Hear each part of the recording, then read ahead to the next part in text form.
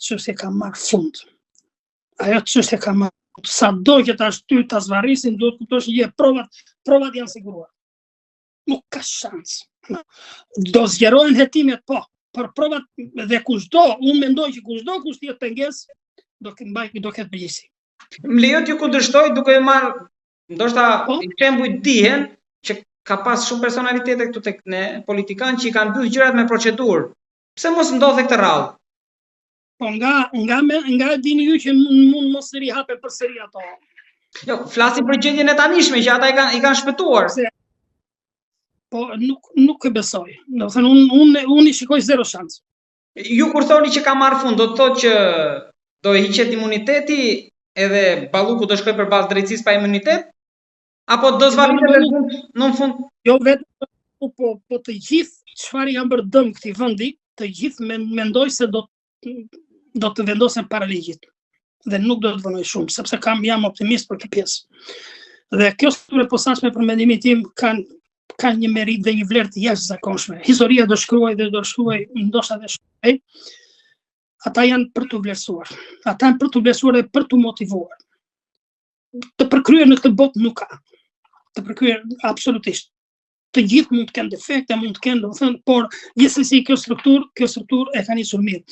Dhe ju e keni parë dhe vetë lëvizjet e fundit të Biros Kombëtare të Hetimit, mbi bazën e vendimeve të gjykatës së posaçme, ka filluar kontrollet dhe sekuestrimin e shumë provave.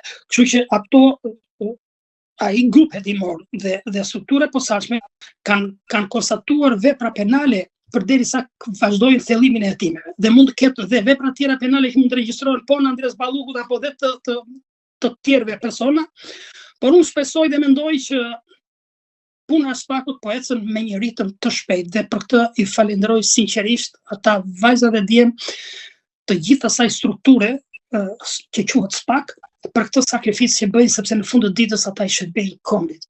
Ju kur flisni për ritëm të shpejtë, tani nga para dhoma e kryeministrit mund shkojnë tek dhoma apo thjesht rrjeta do mbushet me cironka, me kontrollet e drejtorët? Po përse çfarë është kryeministri? Kryeministri është qytetar si gjithë të tjerët. Nëse do shkel ligjin dhe ai ka shkelur ligjin, do të përgjigjet si gjithë të tjerët. Çfarë është kryeministri? Kryeministri është një politikan i votuar nga populli shqiptar.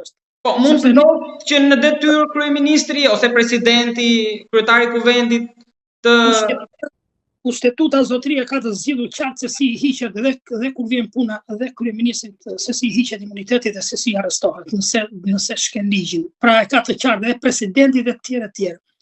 Por situata realisht, unë me sa kuptoj pakën si qytetar dhe si jurist, pengesat për mendimin tim do të hiqen një sekondën parë.